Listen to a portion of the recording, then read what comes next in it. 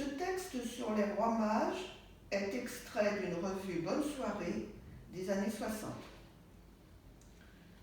Voici venir l'épiphanie, qui marque vraiment la fin des grandes fêtes avec de dernières réjouissances.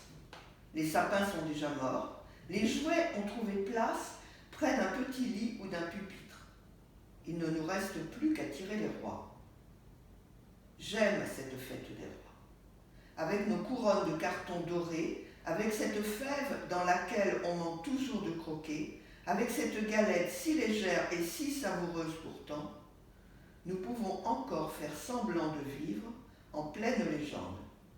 Royaume bien éphémère pourtant que celui de ceux qui sont couronnés ce jour-là, mais aussi royaume sans grand souci. Est-ce ce qui nous vaut cette joie enfantine que nous ressentons ?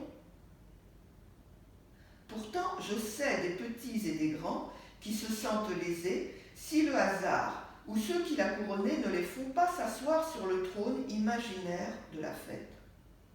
On voudrait être bon premier partout, aimer aussi et non oublier, et puissant encore pour pouvoir prodiguer les honneurs et recevoir les hommages. Et quand on est resté dans l'ombre et sans couronne, on se dit que si l'an prochain l'on est roi, on se montrera magnanime. On choisira pour souverain celui toujours trop timide pour se signaler à l'attention des autres, et pour reine, celle que la vie a le moins bien partagée. Mais vienne la fève ou le petit baigneur de biscuits, et la joie l'emportera avant que ne parle la raison. Vous allez tirer les rois. Alors, réfléchissez un peu. Ne couronnez que ceux qui, par l'âge ou la sagesse et le don de soi, méritent vraiment qu'on leur confie un sceptre, ne serait-ce que pour un seul jour. Et pour qu'il n'y ait point de regret alentour, confiez à chacun des responsabilités de l'état d'utopie. Vous, petits, qui savez si bien compter, nous vous confions les cordons de la bourse et vous nommons ministre des Finances. Vous, madame, qui faites votre marché et luttez contre l'inflation, vous serez aux affaires intérieures.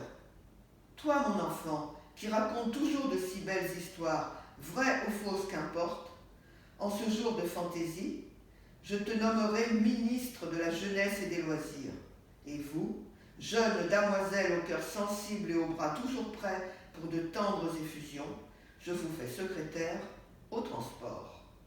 Ainsi composé, l'entourage du roi pourra délibérer dans la joie et lever le verre avec ses suzerains d'un jour. Que ce soit à votre santé, bon peuple. Liliane d'Orsay. Merci.